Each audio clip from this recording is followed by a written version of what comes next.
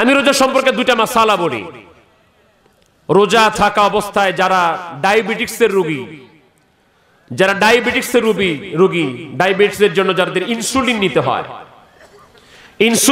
একটা ওষুধ নিতে হয়, এই যে চামড়ার মধ্যে দিতে হয়, কেউ এখানে দেয়, নাহলে বিভিন্ন জায়গায় দেয় আর কি, নাভিতে দেয় বা রানে দেয়। ইনসুলিন যেটা নিতে হয়, একটা মডার্ন একটা মাসআলা যে ইনসুলিন রোজা অবস্থায় নেওয়া যাবে কিনা। মাসআলা হলো রোজা অবস্থায় ইনসুলিন গ্রহণ করলে রোজা ভাঙবে না। আপনি রোজা অবস্থায় ইনসুলিন নিতে পারবেন, তবে যদি পারেন তাহলে দিনের বেলা না নিয়ে রোজা অবস্থায় না নিলেই যদি পারেন তাহলে ভালো। যদি একান্ত কারণে রোজা অবস্থায় ইনসুলিন নেন তাহলেও রোজা ভাঙবে না। যদি ব্লাড টেস্ট করেন, যদি ডায়াবেটিক্স পরীক্ষা করেন রোজা অবস্থায়, শরীর থেকে রক্ত বের করে ডায়াবেটিক্স পরীক্ষা করা দরকার হয়েছে আপনার, যদি ডায়াবেটিক্স পরীক্ষাও করেন তাহলেও রোজা ভাঙবে না। তবে চেষ্টা করবেন ওই সময় না নেওয়ার, না পরীক্ষা করার। এই ধরনের যত মাসালা আছে রমজান সম্পর্কিত, এগুলি আপনারা জানবেন। মা বোনেরা, আপনাদের জন্য একটা মাসালা বলি। মা বোনরা রমজান মাসে অসুস্থ হয়ে গেলে, বিশেষ অসুস্থ হয়ে গেলে আপনারা রমজান মাসের ওই কয়টা দিন রোজা রাখতে পারবেন না।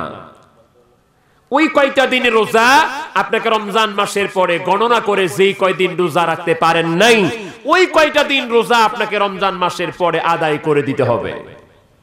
রোজা মাপ না, কিন্তু নামাজ রমজানে হোক রমজানের বাইরে হোক, আপনি প্রতি মাসের বিশেষ অসুস্থতায় যেই কয় ওয়াক্ত নামাজ আপনি আদায় করতে পারবেন না, ওই কয় ওয়াক্ত নামাজ আর আপনাকে পড়তে হবে না, ওটা আল্লাহ পাক মাফ করে দিয়েছেন। রোজাকে আল্লাহ অনেক বেশি ভালোবাসে। কেন জানেন? একটা কথা বলে দিই শুধু, রোজাকে আল্লাহ ভালোবাসে এই জন্য একটা কারণ হলো, রোজা যখন মানুষ রাখে তখন এই লোকটা চিন্তা করে আমাকে কেউ না দেখলে আমার আল্লাহ দেখে।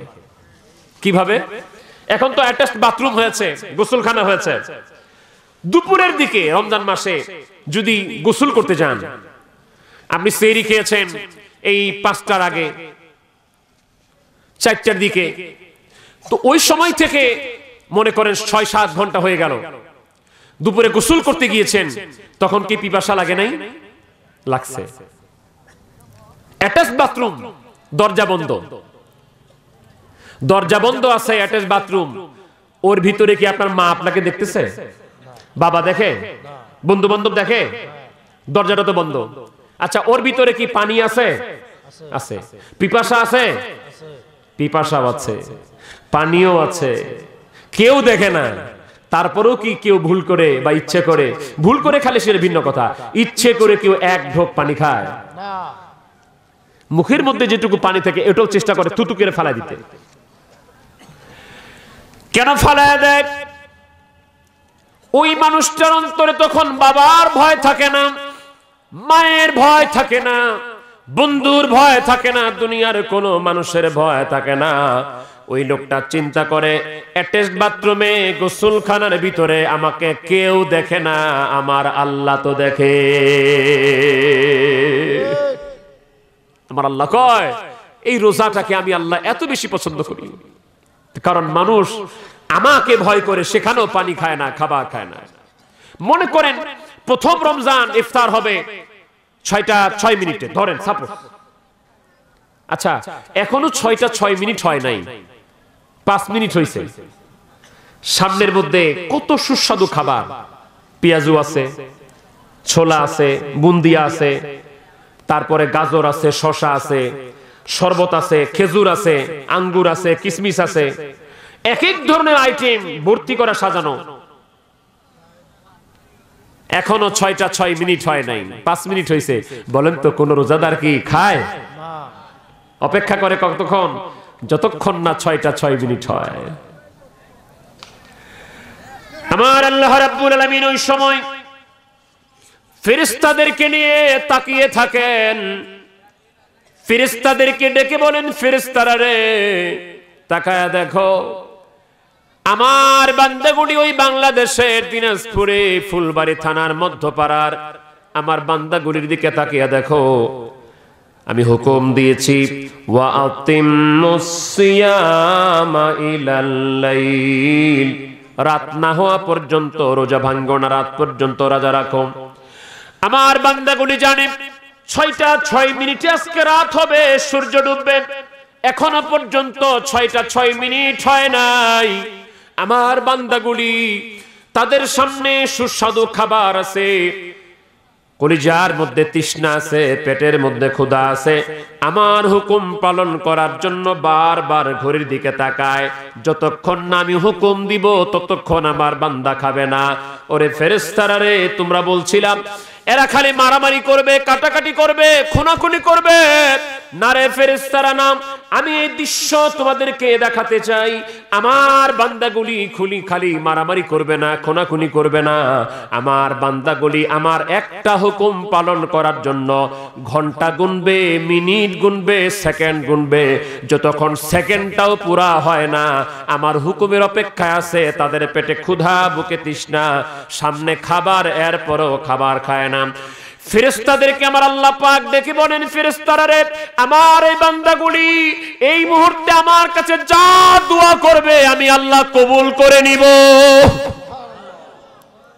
আমার রাসূল বলেছেন, রমজান মাসে ইফতারের পূর্ব মুহূর্তে কোন বান্দা যদি আল্লাহর কাছে দোয়া করে, আমার আল্লাহ পাক ওই দোয়াটাকে কবুল আর মঞ্জুর করে নেন। আল্লাহু আকবার। ইফতারিতে ছোলা মুড়ি, গাজী বুন্দিয়া এগুলি খাওয়া যাবে তো নাকি? যাবে তো? হাদিসে তো নাই যে ছোলা খাইতে হবে, বুন্দিয়া খাইতে হবে, গাজী খাইতে হবে, এটা তো হাদিসে নাই। তারপরে তো আমরা খাই না?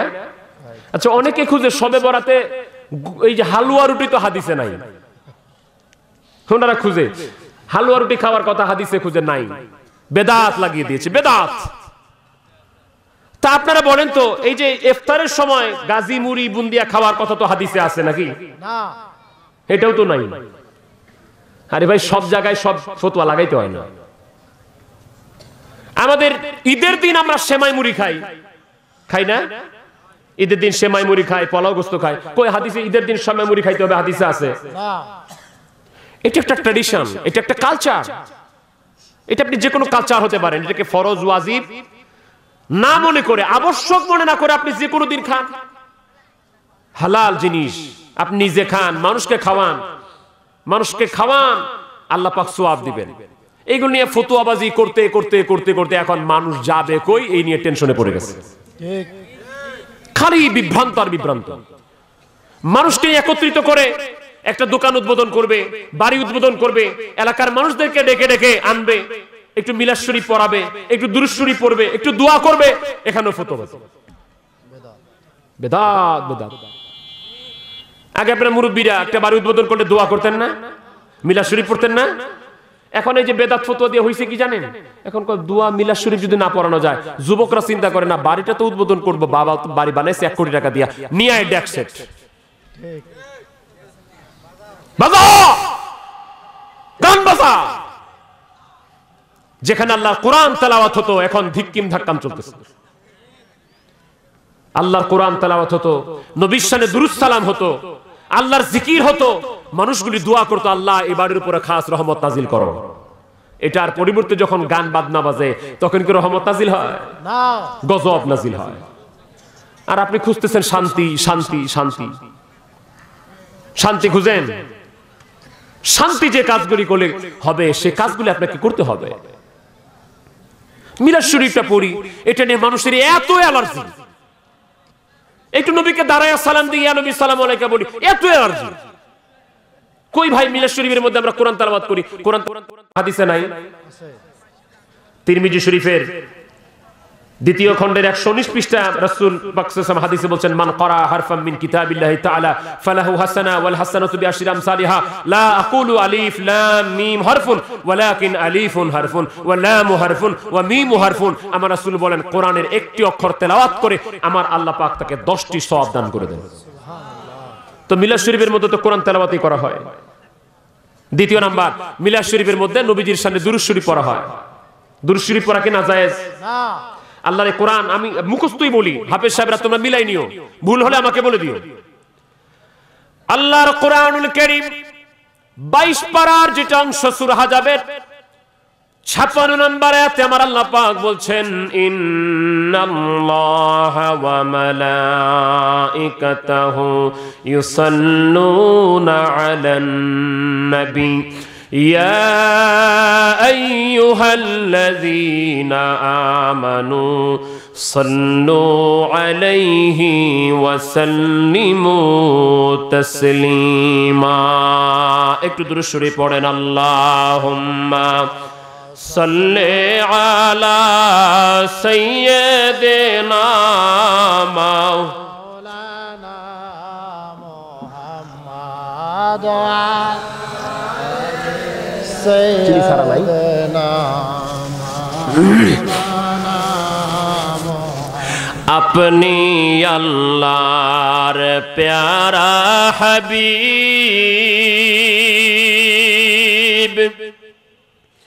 ओगो आपनार तुलना नहीं को आर आपनार मतन आकाश भ्रमण करे नाई कोनो पैगम्बर। अल्लाहुम्मा सल्ले आला चिनी सारा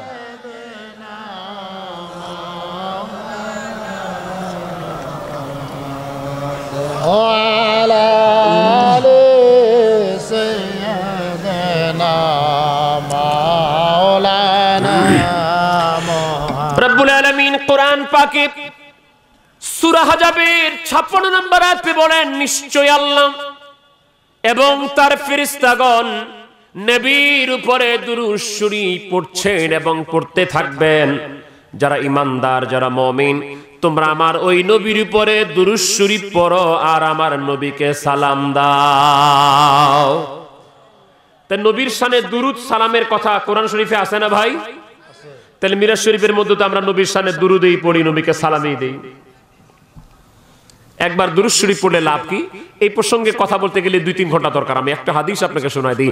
আমার রাসূল করিম সাল্লাল্লাহু আলাইহি ওয়াসাল্লাম বলেন, কেউ যদি আমার উপরে একবার দুরূদ শরীফ পড়ে, জামিউ তিরমিজির হাদিস, মিশকাতুল মাসাবির কিতাবুস সালাত বাবুস সালাতু আলান নবী ফাদলিহার মধ্যে এসেছে, মান সাল্লা আলাইয়া ওয়াহিদাতান সাল্লাল্লাহু আলাইহি আশরু সালাওয়াত।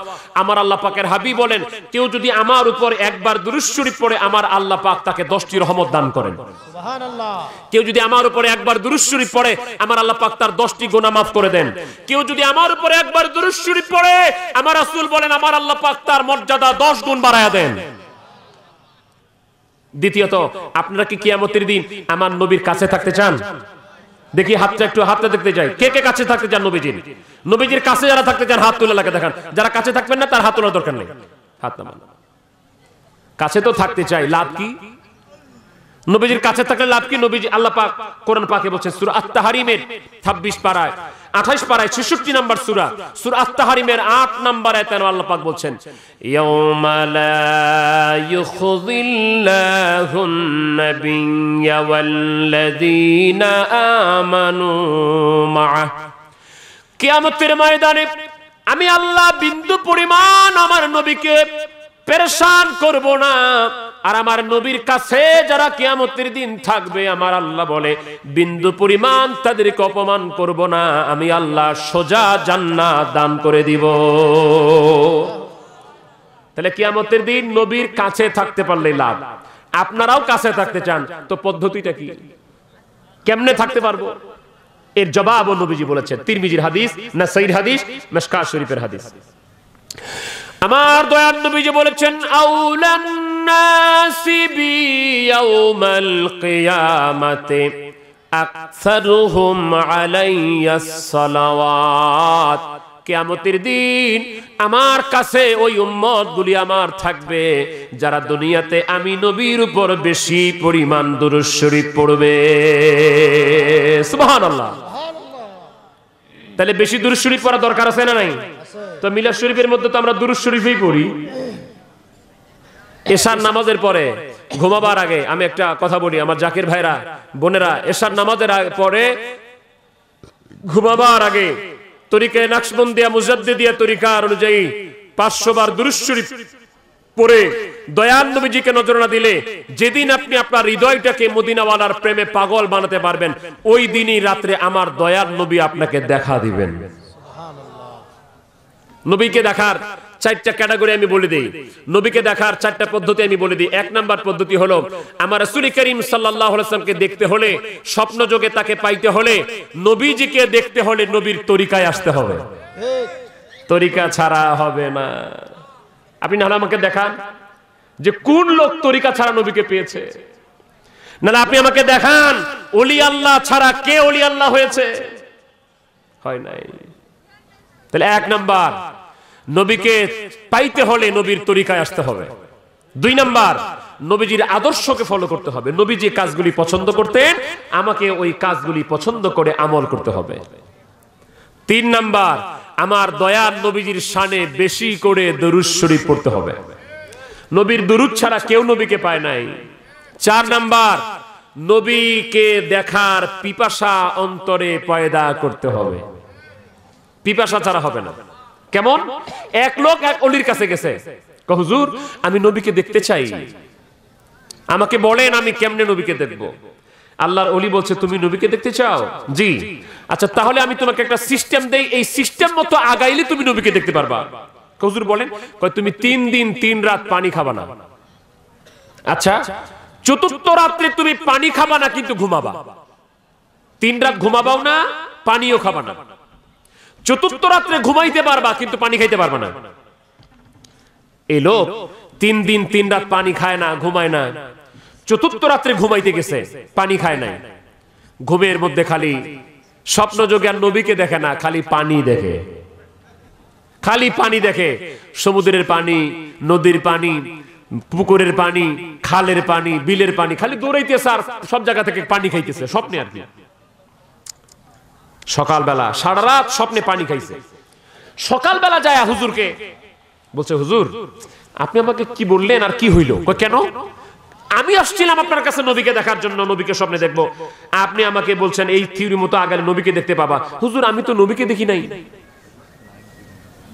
আচ্ছা কি দেখছো বাবা? হুজুর আমি খালি পানি দেখছি, পানি। কেন?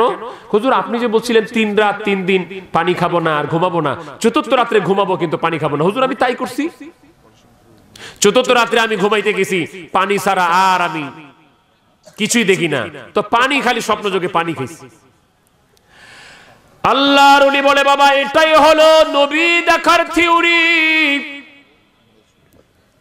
3টা দিন 3টা রাত পানি না খায়া তোমার কলিজার মধ্যে পানি খাবার যে তৃষ্ণা তুমি জন্মিয়েছো, ওই তৃষ্ণা নিয়ে চতুর্থ রাত্রে তুমি ঘুমাতে গিয়েছো।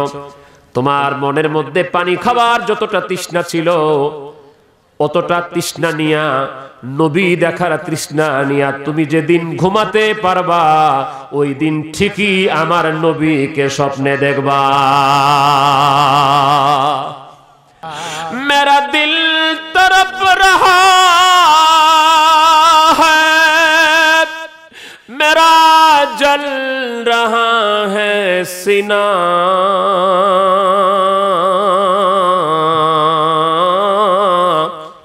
ए दवा वही मिलेगी, मुझे ले चलो मदीना। अल्लाहुम्मा सल्ले अला सय्यिदिना मौलाना मुहम्मद वअला आले सय्यिदिना মাওলানা। তাহলে নবীজির দুরূদ শরীফের কথা, নবীজিকে সালাম দেওয়ার কথা কোরআন হাদিসে আছে না নাই? খালি মিলাদের কথাটাই হাদিসে নাই নাকি? আছে? আমি কি বলবো ভাই? বলবো? কষ্ট হচ্ছে আপনাদের? এই তো আরেকটু অল্প। আজকে আমি শুনছিলাম যে সারা রাত ব্যাপী প্রোগ্রাম, তো সারা রাত ব্যাপী প্রোগ্রাম, বক্তা 3 জন, যদি এসব থেকে শুরু হয় তাহলে এক একজন বক্তা কমপক্ষে 3-4 ঘন্টা করে সময় পাবে। তা আমি চিন্তা করছিলাম দ্বিতীয় বক্তারে যদি 1.5 ঘন্টা দেয়, তৃতীয় বক্তারে 1.5 ঘন্টা দেয়, দ্বিতীয় বক্তারে যদি 2 ঘন্টা দেয়, কমপক্ষে আমি 5 ঘন্টা আজকে কথা বলতে পারবো, তাই একটু মনটা ভরে কথা বলতে পারতাম। কিন্তু না, আপনারা আমাকে 3:30টার সময় দিচ্ছেন, এই কিছুক্ষণ পর আজান হয়ে যাবে। অল্প সময় আমরা ইনশাআল্লাহ আর একটু কথা বলবো। বিশ্ববিখ্যাত ইমাম তাবারানীর মুজামুল কবির, এই কিতাবটা আমি আজকে থেকে প্রায় 12 বছর হবে, আজকে থেকে প্রায় 12 বছর আগে কিতাবটা কিনেছি 18,000 টাকা দিয়ে। তো যখন তেলের লিটার ছিল 60 টাকা, এখন হলো 200 টাকা, তাহলে এখনো কিতাবটার দাম কত হইতে পারে? ইমাম তাবারানীর মুজামুল কবির, হাদিস নাম্বার 28, পৃষ্ঠা নাম্বার 25, আমার কাছে যেটা আছে অন্যটার আবার 58 নাম্বার পৃষ্ঠায়, হাদিসের সনদ হাসান। আম্মা জান আয়েশা রাদিয়াল্লাহু তাআলা বলছেন, আন আয়েশা রাদিয়াল্লাহু তাআলা قالت تذاكر رسول الله صلى الله عليه وسلم وابو بكر رضي الله تعالى عنه ميلادهما عندي। আম্মা জান আয়েশা বলছেন, আমি আয়েশার কাছে আমার দয়াল নবী রাসূল পাক সাল্লাল্লাহু আলাইহি ওয়াসাল্লাম নিজে এবং আবু বকর সিদ্দিক রাদিয়াল্লাহু তাআলা তিনরা দুজন মিলাদের আলোচনা করেছেন। জোরে কোন সুবহানাল্লাহ। সুবহানাল্লাহ। তাহলে মিলাদের কথা হাদিসে আছে। আলিয়া মাদ্রাসাতে পড়ায়, কওমি মাদ্রাসাতে পড়ায়, আমি নাম বলতেছি, পৃষ্ঠা নাম্বার বলতেছি।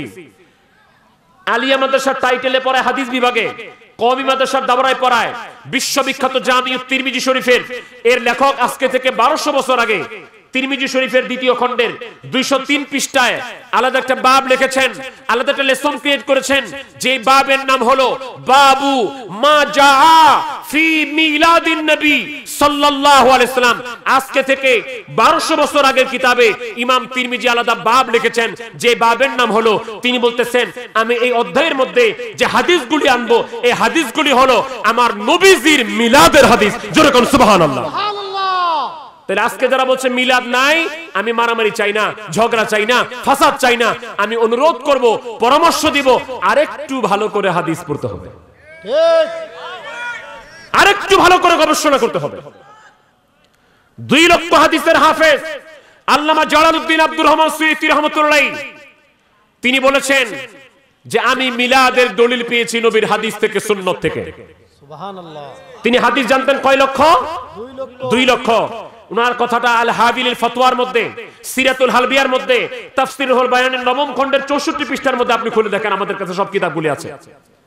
এবং ইবনে হাজার আসকালানী এইভাবে ইবারতটা উল্লেখ, ওয়াকাদ ইস্তাখরাজাল আল হাফিজ ইবনে হাজার আসলান মিনাস সুন্নাহ ওয়া জালালউদ্দিন সুয়ুতী। জালালউদ্দিন সুয়ুতী এবং ইবনে হাজার রাহমাতুল্লাহ তারা দুজন মিলাদের দলিল আল্লাহর নবীর সুন্নাত থেকে বের করেছেন। জোরে কোন সুবহানাল্লাহ। সুবহানাল্লাহ। একজন ইমাম তাজউদ্দিন ফাকিহানি বলেছিল মিলাদ নাই। তাজউদ্দিন ফাকিহানি আল মালিকি তিনি শুধু বলেছিলেন মিলাদ নাই, মিলাদ করা এটা যাবে না, এটা বেদাতে সাইয়্যিহা। এই কথাটাকে, এই ফতোয়াটাকে রদ করে দিয়েছেন যুগের 2 জন ইমাম, জালালউদ্দিন সুয়ুতী এবং ইবনে হাজার আসকালানী। তারা বলেছেন ওয়ারাদ্দা আলাল ফাকিহানি ফি কওলিহি আন্না আমালাল মাউলুদে বিদআতুম মাযমুমা। তাজউদ্দিন ফাকিহানি বলেছিল মিলাদ করা যাবে না, এটা বিদআতে মাযমুমা। যুগের 2 জন ইমাম তার কথাটাকে রদ করে দিয়ে, তার কথাটাকে বাতিল করে দিয়ে, নতুন করে ওইগুলোর জবাব দিয়ে দিয়ে বলেছেন তুমি বলছো মিলাদ পাও না তুমি, এটা তোমার ইলমের দন্যতা। আমরা বলছি আমার আল্লাহর হাবিবের সুন্নাত থেকে, আল্লাহর নবীর হাদিস থেকে মিলাদ পেয়েছি। জোরে কোন সুবহানাল্লাহ। সুবহানাল্লাহ।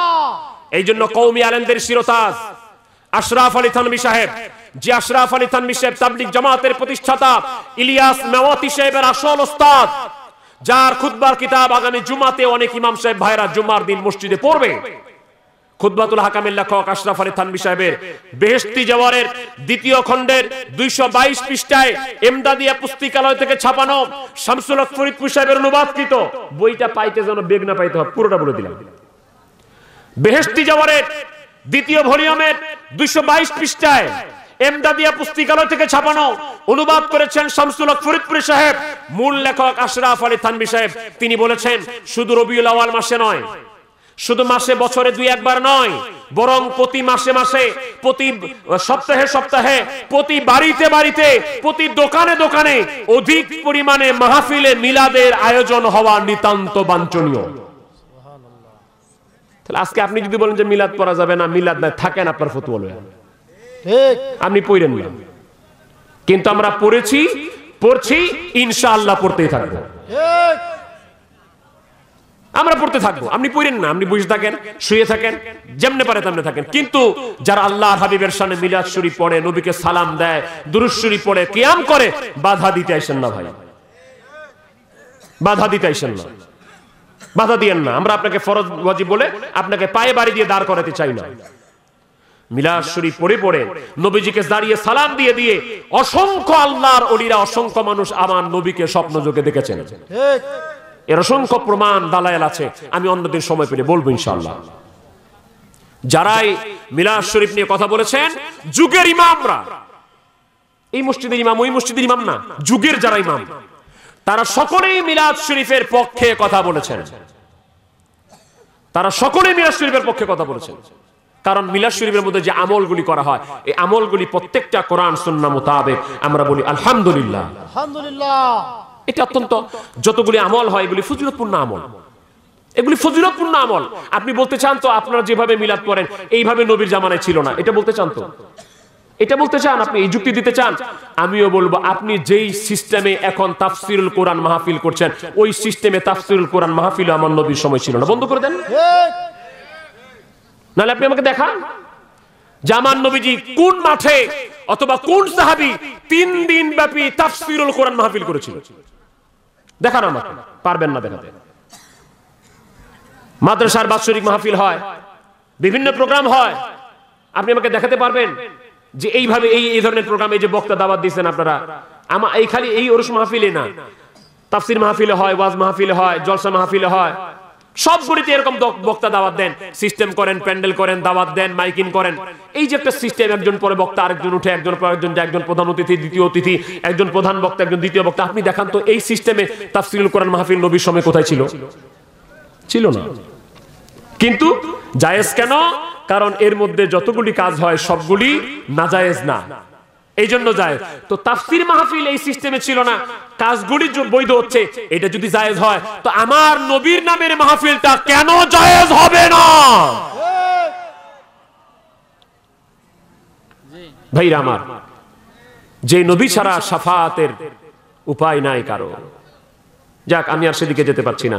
তাহলে আমরা ইনশাআল্লাহ নবীর শানে দুরূদ পড়ব, সালাম দিব, 5 ওয়াক্ত নামাজ জামাতের সাথে আদায় করব, ফরজকে ফরজ জানবো, ওয়াজিবকে ওয়াজিব জানবো, সুন্নাত জানবো, নফল ইবাদত করে ইয়াতাকাররাবু ইলাইয়া বিন নওয়াফিল। আমার আল্লাহ পাক বলছেন সহিহ বুখারী শরীফের 963 পৃষ্ঠায়, বান্দারে নফল ইবাদত করবি, আমি আল্লাহ তোরে কাছে ডেকে নিব। সুবহানাল্লাহ। নফল বন্দেগী ছাড়া আল্লাহকে পাওয়া যায় না ভাই। তাহলে নফল বন্দেগী করার দরকার আছে না নাই? আমল করার দরকার আছে না নাই? রমজান মাস আমলের মৌসুম আসতেছে, দেখি আপনারা কত সংগ্রহ করতে পারেন। আল্লাহ পাক খালি দিতেছে নাই, একটা করবি আমি 7টা দিব, 10টা দিব, 70 দিব, 700 গুণ দিব। আল্লাহ কয় আমি আরো বাড়াই দিব। এই জন্য রমজান মাস আসলে রোজা রাখবেন, কোরআন তেলাওয়াত বেশি করে করবেন, জিকির করবেন, দুরূদ শরীফ পড়বেন, রহমত পালন করবেন, তাহাজ্জুদ পড়বেন, তারাবি নামাজ 8 রাকাত পড়বেন না 20 রাকাত নাকি 20 রাকাত কয় রাকাত পড়বেন? 20 রাকাত। 20 রাকাত। নতুন ফিতনার দিকে আমাদের যাওয়ার দরকার নাই। এরা পুরো 8 রাকাত থাকলো 8 রাকাত। আমরা কয় রাকাত পড়বো ভাই? 20 রাকাত। জোরে বলেন, কয় রাকাত পড়বো? 20 রাকাত। হাত তুলে দেখান তো কয় রাকাত পড়বেন? 20 রাকাত। যুবকরা 8 রাকাত পড়বা নাকি? 20 রাকাত। যুবকরা 8 রাকাত পড়ে দৌড় দেয় অনেক মসজিদে, আর কি যুবকরা 8 রাকাত পড়ে দৌড় দেয়। ওই যে দেখা দেখি যুবকরা ইদানিং জুমার নামাজ, ফরজ নামাজ পড়ে, তারপরে ওই যে বাদাল জুমা পড়ে না, দৌড় দেয়। আরে যুবক, কার পিছনে দৌড়াচ্ছ? কার পিছনে দৌড়াচ্ছ ইবাদত বাদ দিয়া? عن سعيد بن يزيد قال كانوا يقومون على عهد عمر رضي الله تعالى عنه ب20 রাকাত। ইমাম বাইহাকি তিনি তিনার বিশ্ববিখ্যাত সুনানুল কুবরার 3য় খণ্ডের 127 পৃষ্ঠায় সহিহ হাদিস উল্লেখ করছেন। হাদিসটাকে ইমাম নিমবি সহিহ বলেছেন, হাদিসটাকে ইবনে হাজার আসকালানী সহিহ বলেছেন, হাদিসটাকে ইমাম নববী সহিহ বলেছেন, হাদিসটাকে মোল্লা আলী কারি সহিহ বলেছেন, হাদিসটাকে জালালউদ্দিন সুয়ুতী বলেছেন। হযরত সাঈদ ইবনে ইয়াজিদ বলছেন, আমার নবীর সাহাবায়ে কেরাম মসজিদে নববীতে জামাতের সাথে ওমর রাদিয়াল্লাহু তাআলার সময়ে 20 রাকাত তারাবি নামাজ আদায় করেছেন। সুবহানাল্লাহ। তাহলে আমরা এখন কয় রাকাত পড়বো? 20 রাকাত। আচ্ছা, আমি যদি যুক্তির খাতিরে মেনে নিই 2 মিনিটের জন্য, আমি একটা যুক্তি দিচ্ছি, দেখেন। আচ্ছা, যদি কিয়ামতের দিন হয়, আল্লাহ যদি বলে যে হ্যাঁ 8 রাকাত তারাবি সহি ছিল, সাপোজ 8 রাকাত যদি তারাবি সহি ফয়সালা হয়, তাহলে বলেন তো আমরা কি 8 রাকাত না পড়ে 20 রাকাতে গেছি? না। তাহলে 8 রাকাত আগে পড়ছি, 8 পার করেই 20 আসছি। তাহলে যদি ফয়সালা হয় 8 রাকাত, তাহলেও আমরা আসি। ঠিক। আচ্ছা, এবার আল্লাহ যদি বলে কিয়ামতের দিন 20 রাকাত তারাবি সহি ছিল, তাইলে এবার যারা 8 রাকাত পড়ছে ওরা 12 রাকাত পাবে কই? আর ওরা তো নাই। আর 12 রাকাত পাবে কই? আছে না। ভাইরা আমার, আল্লাহ পাক আমাদেরকে বুঝ দান করুন, আমিন। আল্লাহ পাক আমাদেরকে সমাজ দান করুন। আল্লাহ পাক রমজান মাসে নেকি অর্জনের মৌসুম, এই মৌসুমে আল্লাহ পাক আমাদেরকে ফল সংগ্রহ করার তৌফিক দান করুন। আমরা ইবাদত করব, আমরা বন্দেগী করব। আল্লাহর ওলিরা আমাদেরকে কার পথ দেখিয়েছেন ভাই? আল্লাহ। কাকে সেজদা দেওয়া শিখিয়েছেন? আল্লাহ। নাকি বলেছেন আমাকে সেজদা দাও? না। না, আমরা স্পষ্ট আকারে বলছি আল্লাহ ছাড়া কাউকে সেজদা দেওয়া যাবে না। সে যত বড় পীর হোক, যত বড় ওলি হোক, যত বড় মানুষ হোক, যেখানে আমার নবীকেই সেজদা দিতে দেয় নাই, সেখানে আর কাকে সেজদা দেওয়া যাবে? আর কাউকে সেজদা দেওয়া যাবে না। অতএব আমরা এই পক্ষে আল্লাহ ছাড়া কাউকে কোনো মাজারে, কোনো কবরে, কোনো রওজায়, কোনো মানুষকে, কোনো পীরকে সেজদা দেওয়া যাবে না। আমরা আল্লাহকে সেজদা দিব। মাজারে গাঁজা খাওয়া তো যাবে নাকি? না। নেশা খাওয়া যাবে না। আমরা যারা তরিকতপন্থী, আমরা যারা সুন্নি তরিকতপন্থী, সুফি তরিকতপন্থী, আমরা কি মাজারে গাঁজা খাওয়ার পক্ষে? না, আমরা মাজারে গাঁজা খাওয়া, নেশা করার পক্ষে না।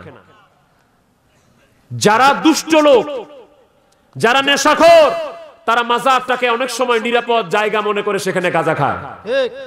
এগুলিকে আমরা মাজার কমিটি যারা আছি, আমাদের দায়িত্ব হচ্ছে এগুলিকে সেখান থেকে তাড়িয়ে দেওয়া। ঠিক। কোন আল্লাহর ওলি মাজার শরীফকে কেন্দ্র করে গাজার আসর বসতে পারে না। ঠিক।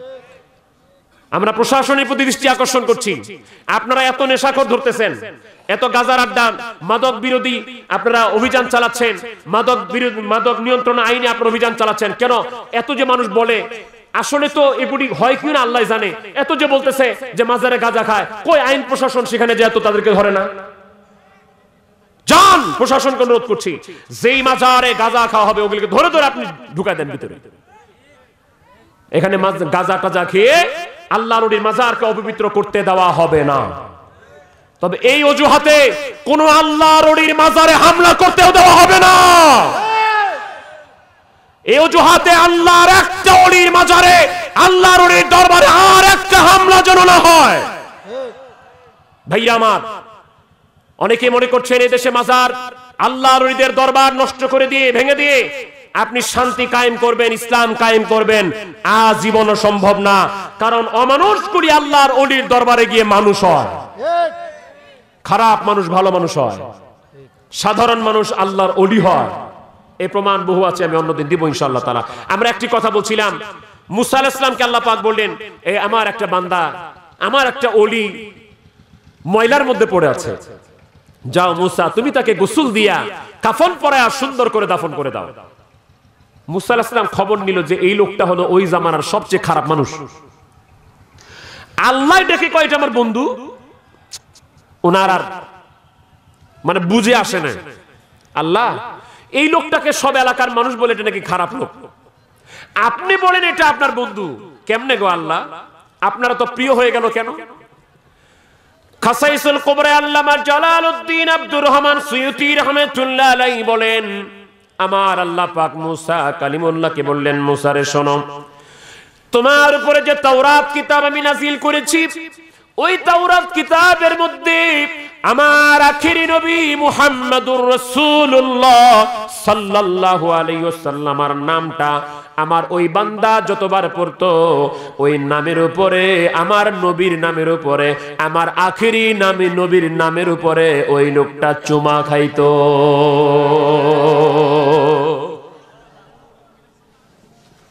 আম্মা জান খাদিজা বলছেন, ইয়া রাসূলুল্লাহ, ইয়া হাবিবাল্লাহ, আপনি ওরাকা বিন নওফলের কাছে যান, তিনি তাওরাত জানে, ইনজিল জানে, জবুর জানে।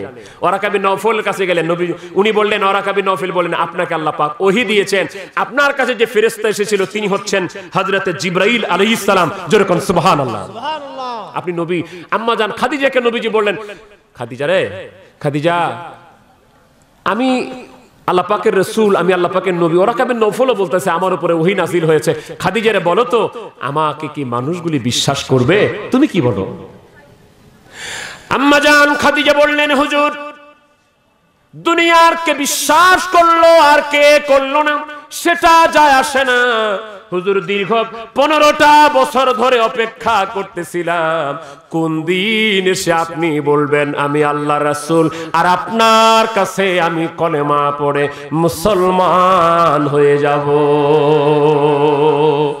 আম্মা জান খাদিজাতুল কুবরার সাথে সাথে কলেমা পড়ে মুসলমান হয়ে গেলেন। লা ইলাহা ইল্লাল্লাহু মুহাম্মাদুর রাসূলুল্লাহ সাল্লাল্লাহু আলাইহি ওয়াসাল্লাম। হেরা পর্বতের গুহার মধ্যে প্রথম কোরআন নাজিল হলো। আল্লাহ পাকের এই কোরআন 30 পারা কোরআন সেখানে নাজিল হলো।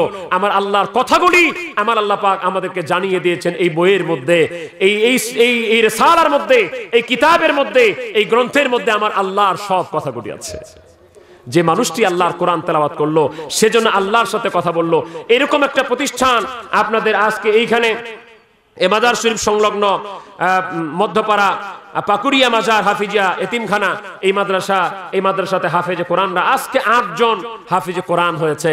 আমাদের তাদের ভালোবাসা উচিত, আমাদের তাদের পাশে দাঁড়ানো উচিত, এদেরকে সহযোগিতা করা উচিত। অতএব এই মাদ্রাসায়, যে মাদ্রাসা আল্লাহর কোরআন হচ্ছে, রাসূল করিম মুস্তাফা সাল্লাল্লাহু উপরে যে কিতাব নাজিল হয়েছে এটার চর্চা হয়, তারা সিনেটাকে ধারণ করে, এই কোরআন শরীফের সাথে যাদের সম্পর্ক হয়ে যায় আল্লাহ পাক তাদের মর্যাদা বাড়িয়ে দেন। কোরআনের খেদমতের খাতিরে কোরআনুল কারীমের চর্চা যেখানে হয় সেটাকে যারা ভালোবাসবে, সংশ্লিষ্ট থাকবে, আল্লাহ পাক তাদের মর্যাদা বাড়িয়ে দিবেন। অতএব যে কোনো ভাবে এর সাথে সংশ্লিষ্টতা আমাদের দরকার। এই জন্য আমি আপনাদের কাছে আশা করছি, কমিটিও আশা করছে, আপনারা মহব্বত করে ভাই, আপনারা অনেকে অনেক ধরনের টাকা পয়সা বিভিন্ন জায়গায় খরচ করেন, মেয়ের জন্য খরচ করেন, ঈদ আসলে হাজার হাজার টাকা দিয়ে আপনি দোকানে দিয়ে আসবেন, মেয়ের জন্য দিবেন, ছেলের জন্য দিবেন, নিজের জন্য কিনবেন, কত ধরনের খাবার কিনবেন, পোশাক কিনবেন, কত ধরনের ব্যয় করবেন।